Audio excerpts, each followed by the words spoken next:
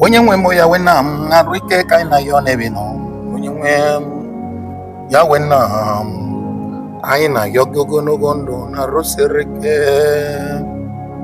ka Elohim of Israel gọzie Israel. Amen. Ka nna nke niwe gọzie unu ndị na-anụ ọnụ mmiri nke okwu anyị ndị agọzi agọzi unu ga-abụ. Amen. O nwere onye jụrụ m ajụjụ ọ bara uru ọ bụ ihe dị mma ọ bụ ihe kwesịrị ekwesị itinye mmadụ na mortuary. Ọ bụ ajụjụ ka anyị chọrọ ịza. Ka Elohim of Israel gọzie unu dịka unu na ọnụ mmiri okwu anyị. Amen. Ndị agọzi agọzi unu ga-abụ. Amen. N'aha Yeshua Amashiach. Amen. Ọ bụ gịnị ka Elohim of Israel kwuru? Chukwu okike onye kere igwe nke ụwa, onye nsọ nke Israel, important in the sense of the present. Chineke nna anyị Abraham, Isaac na Jacob. Ọ bụ gịnị ka o kwuru maka ozu? Ṅaa ntị. Ọ bụ gịnị ka o kwuru? Akwụkwọ Deuteronomy 21 from 23. The book of Deuteronomy 21 verse 23. It says, "It is not to remain there overnight. It must be buried the same day, because a dead body hanging on a post bring Yahweh's curse on the Otu land." aka ya onye menigwe na-agwa gị ya bụrụ na o nwere onye nke gị mbụ onye nke gị nke nwụrụ anwụ garapụtara na mortuary gị nie ya ụbọchị ahụ nke ọ nwụrụ, kama gị nichaa ya ụbọchị ahụ ọ nwụrụ bịazie mee emume mere ya emume ya bụgodu na ị chọrọ iji 1 month kwa ya ọ bụ na ị chọrọ iji 7 days kwa ya, nke a bụ ego gị. Ihe na ọbụna ụbọchị na Aaron nwụrụ ihe Israel jikwa ya bụ 1 month, mana ha bugodo ụzọ nye ala ihe nketa nke ya, maka dịka ọ dị na akwụkwọ nsọ, dịka ọ dị na Ecclesiastes 12 from 7. The book of Ecclesiastes 12 verse 7. Our bodies will return to the dust of the earth, Agwara gị na ala ka anụ ahụ ga na-achị, and the breath of life will go back to Yahweh, mana mmụọ ga-alaghachikwuru onye nwere ya, who gave it to us. onye nyere ya anyị. Maka gị onwe gị bụ nwa nke mmadụ, ala ka isi wee bịa. Ihe nke a na-eme mkpọtụ n'ime gị, ihe nke na-ekwu okwu n'ime gị bụ mmụọ nsọ. Mgbe oge rukwara, mmụọ nsọ ga-alaghachikwuru onye nwere ya. N'ihi nke anyị ala ihe nketa ya, unu etinyezina mmadụ na mortuary. Agwara m gị etinyezina mmadụ na mortuary. Onye nke gị ahụ nwụrụ, jee nie ya, gị nichaa ya, ya bụrụ na ọ bụ 1 month, otu ọnwa ka ị ga-eji wee kwa ya, nsogbu adịghị, kwaba ya, iwu ejighọ gị. Mana iwu ebe dara iwu bụ na mmadụ nwụrụ anwụ, ị na-ebugharị ozu ya n'elu ala, ọ bụ ala ka ị na-emerụ. Otu a ka Elohim of Israel si ka ngwa gị emere, ejizina ozu emerụ ala. Nye onye nke gị ahụ ụbọchị ahụ nwụrụ, kama kwadobezie maka mmemme akwamozu ya. Maka Ecclesiastes 6 si ka anyị kwa onye nke anyị ọfụma, ejizina ozu emerụ ala. Ka Elohim of Israel mee ka anyị ghọta okwu ya. Ya mere ṅaa ntị ka ịnụ ihe okwu nke ya onye n'igwe kwuru maka ozu, dịka ọ dị na akwụkwọ Numbers 19 from 11. Ị bụrụ onye nke gị jedoja na mortuary, ị na-ebekọrọ pas ya were na-arụ ọrụ dị iche iche, mbụ ndị ọrụ ọjọọ, ndị ụmụ nwaanyị na-esi nri kwa mini ozu, nke akafa jesiri unu nri, were na-eme biznes dị iche iche. Ihe arụ ka ọ bụ. Elohim of Israel kpọrọ ya sị, ụmụ dibịa wee baa na mortuary wee na-ebekọrọ pas mmadụ wee na-agwọrọ ụlọ ọgwụ. Ihe arụ ka ọ bụ. Elohim of Israel achọghị ya. Gịnị ka akwụkwọ nsọ kwuru maka ozu? Numbers 19 verse 11. Whoever touches a corpse is ritually unclean. Otu aka Elohim of Israel sị ka anyị gwa unu, gị onwe gị onye na-ebeta ozu aka, onye rụrụ arụ ka bụ. Agwara gị na Elohim of Israel bụ chi nke ndị ndụ, ọ bụghị gwa chi nke ndị nwụrụ anwụ. Ọ dịghị ihe gbasara Elohim of Israel na onye nwụrụ anwụ. Onye nwụrụ anwụ bụ ihe na-asọghị n'ebe Elohim of Israel nọ. A sị gị nwa ha na ihe arụ ka bụ, ya wee nyegide iwu nye iwu ma ọ bụla na anụmanụ nke nwụrụ anwụ, ma gị onwe gị ebetụkwana ya aka, gị betụ ya aka ma ga-abatakwana ebe so ya. Ọ bụ gịnị ka Elohim of Israel kwuru maka iwu ozu? Gịnị ka o kwuru? Numbers 19:11. Ebe na-agụ. Okay, he must purify himself with water on the 3rd day and on the 7th day. 11. Whoever touches a corpse is ritually unclean for 7 days. Ọ bụ na-ebetu ihe ọ bụla nke nwụrụ anwụ ka ọ bụ ozu mmadụ ka ibetụrụ aka, onye rụrụ arụ ka bụ. He must purify himself with the water for purification. Ị ga-edo onwe gị nsọ. O nwere ihe a na-akpọ ntụ nsọ, o nwere ihe a na-akpọ mmiri nsọ. Ọ bụ mmiri nsọ a ka ị ga-eji wee doo onwe gị nsọ, kama nke ahụ emechaa ka m ga-egwe nwaanyị ọkọwara ya unu. Ọ da na 13 ya, kedu ihe Elohim of Israel kwuru? Ya bụrụ na ị betụrụ ozu aka, ọ bụrụ na idogo onwe gị nsọ, na ọ bụ ugwu nsọ ya ka ị na-emerụ. 13. Whoever touches a corpse and does not purify himself remains unclean. Gị onwe gị onye betụrụ ozu aka, ọ bụrụ na idogo onwe gị nsọ, iwe na-abata ebe ha na-efe ya bụ n'ime n'igwe ofe, ugwu nsọ nke ya ka ị na-emerụ. Agwara gị na ị na-emerụ ogige nsọ nke ya. Ya mere gị ya bụrụ na ị betụrụ ozu aka, buru ụzọ doo onwe gị nsọ tupu ị nwee ike ịbata ebe ahụ na-efe ya, n'ihi na onye rụrụ arụ kebụ. Mgbe ọ bụla ị betụ ha na ozu aka, onye rụrụ arụ kebụ. Otu aka Elohim of Israel ka ngwa gị. Ngịnị ka akwụkwọ nsọ kwuru? Because the water for purification has not been thrown over him, and when he does not purify himself. Ọ da na 16 ya. 16. If someone touches a person who has been killed or has died a natural death out of doors, or if someone touches a human bone or a grave, he becomes unclean for 7 days. I'm tough man ebe a mgbe ọ bụ niile ebetu ọbụna na ọkpụkpụ onye nwụrụ anwụ aka ịrụrụ arụ abalị asaa. Ọgba akpachi ozu ka ibetụrụ aka ịrụrụ arụ abalị asaa, ị gaghị abata ebe na-efe ya bụ n'ime n'igwe ofe. A gwara gị gị onwe gị mbụ nọ na ini bụ ebe na-adịghị mma ịnọ zuo ike. Ihe rụrụ arụ ọ bụ anọzi na nini ahụ ị na-ebutere onwe gị ọbụbụ ọnụ, ị na-adọtụrụ onwe gị nsogbu, ị na-adọtụrụ onwe gị ihe isi ike na ihe ụkọ. Ya mere anọzi na nini bụ ụnụ onwe unu ndị na-eni mmadụ n'ụlọ mbụ nọ n'ụlọ ka unu na-eni mmadụ kwụsịnụ ya. Elohim of Israel sị gị kwụsị ya. Akwara m unu bụ ndị Igbo kwesịrị inwe burial ground ebe na-eni mmadụ. Unu enisi na mmadụ na compound unu n'ihi na ozu bụ ihe rụrụ arụ n'ebe ya wee nọ. Mgbe ọbụla mmadụ nwụrụ onye rụrụ arụ ka ọ bụ asụkwa bụrụ ya nwe ihe niile nke dị n'ụwa, mana mgbe ahụ tọgbọrọ n'ozu, mgbe ahụ bụ na mmụọ nsọ nke sịrị na Elohim of Israel esigo n'ime ya pụọ, onye rụrụ arụ ka ọ bụ. Onwe ozi oke gị na ya na-agbanwe, oke gị na ya na-agbanwe mgbe ahụ bụ jee tinye ya n'ala, hapụ ya ka o jee zuru ike n'ebe o si bịa. Ebugharịzi n'ozu, unu ejizina n'ozu na-emerụ ala, unu ejizina n'ozu na-emerụ ala. Unu bụ Igbo, unu ji ozu wee na-emerụ ala nke unu bụ mba na-efe ozu. Kama ife Elohim of Israel ofe, ọ bụ ozu ka unu na-efe. Agwara gị na mba ka na-efe ozu. Kama ha ga-asọpụrụ Chukwu okike, onye kere igwe ke ụwa, onye nsọ nke Israel, jiri igwe kpọọ ya nkụ. Kama ha ga-asọpụrụ ya, ọ bụ ozu ka fa na-asọpụrụ. Otuto nke kwesịrị ka ha nye Elohim of Israel, ọ bụ ozu ka ha na-enye ya. Unu wee hapụ mmemme nke dịrị Elohim of Israel, nke ya wenye n'igwe nyere unu ka unu mee. Mmemme Passover, ọ bụ ozu ka unu na-agbanyere ugwu. Ya mere kwụsịnụ ya. Agwara m unu bụ ndị Igbo wee na ebe a na-akpọ burial ground, onye nke unu nwụọ jee nye ya ebe ahụ. Unu enisi na mmadụ n'ụlọ, unu enisi na mmadụ na compound unu, n'ihi na ozu bụ ihe rụrụ arụ n'ebe Elohim of Israel nọ.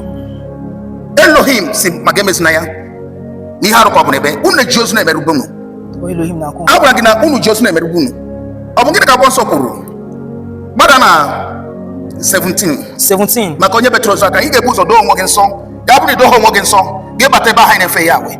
Onye nrụrụ arụ ka ị bụ, ị na-emerụ oge nsọ nke ya wee. Emerụsi na oge nsọ nke ya wee, buru ụzọ doo onwe gị nsọ mkpụrụ abalị asaa.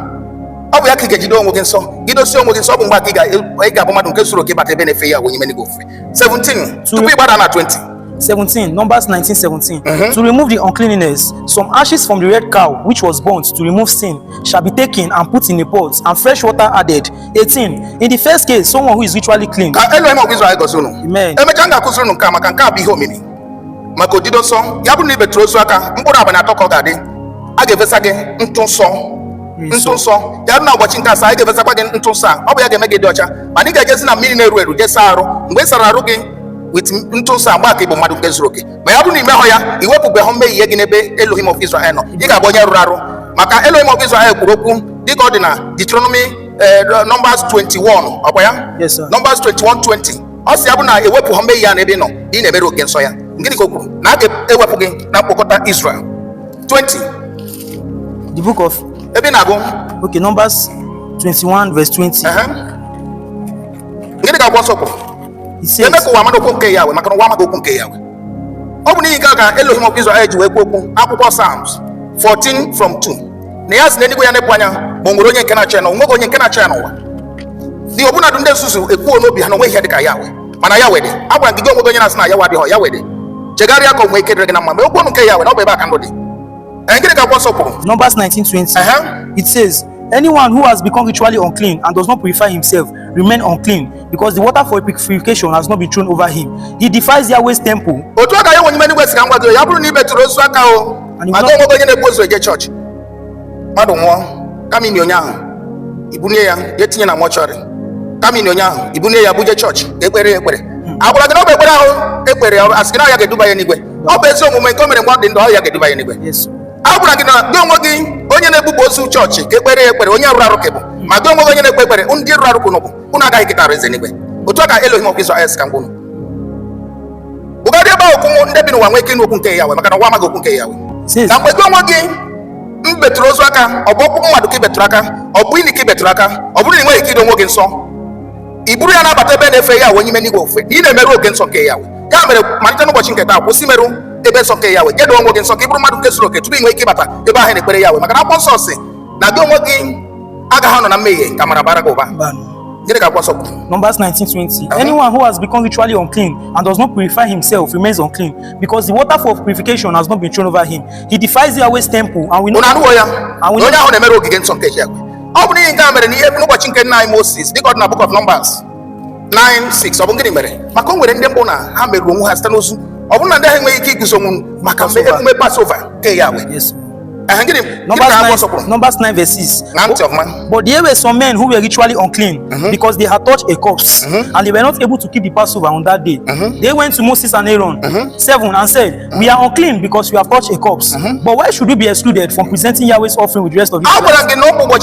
Elohim of Israel emume Passover mana o nwere ndị abata hụ n'ihi na ha adịghị ọcha site n'ozu nke ha betụrụ aka. Agwara gị na mgbe ọ bụla i betụrụ ozu aka onye rụrụ arụ ka ebuzina ya bata ebe na-efe ya onye menigwe ofe. Ebuzina ya bata ebuzina mmerụ gị ahụ na mmetọ ebuzina ya bata ebe na-efe ya bụrụ ụzọ doo onwe gị nsọ tupu i nwee ike ịbata alaeze nke eluigwe. Ọ bụrụ ịmata gị na ebe na-efe ya na ọ bụ alaeze eluigwe ka ọ bụ ndị ndụ nsọ bụ ndị edebere ya. Gị onwe gị onye rụrụ arụ na onye adịghị ọcha anyị achọghị gị ebe a ka Elohim of Israel barịka ọchịrị mba. Ọbụnadụ ọ bụ iwu nke Elohim of Israel nyere ọbụnadụ ndị isi nchụaja. Ọ bụ gịnị ka o kwuru maka ndị nchụaja? Leviticus 21 from 1. Na-emebeghị gị bụ onye nchụaja ịfụ ozu anya na ibeta ozu aka. Gị onwe gị bụ onye nchụaja onye fụrụ ozu anya onye rụrụ arụ ka a ga-edo gị nsọ tupu ị nwekwa ike ibe ebe nchụaja ichere ya onye menigwe aja. Leviticus 21 verse 1. Yahweh commanded Moses to say to the Aaronite priest, no priest is to make himself ritually unclean by taking part in the funeral ceremonies when a relative dies. 2. Unless it is his mother.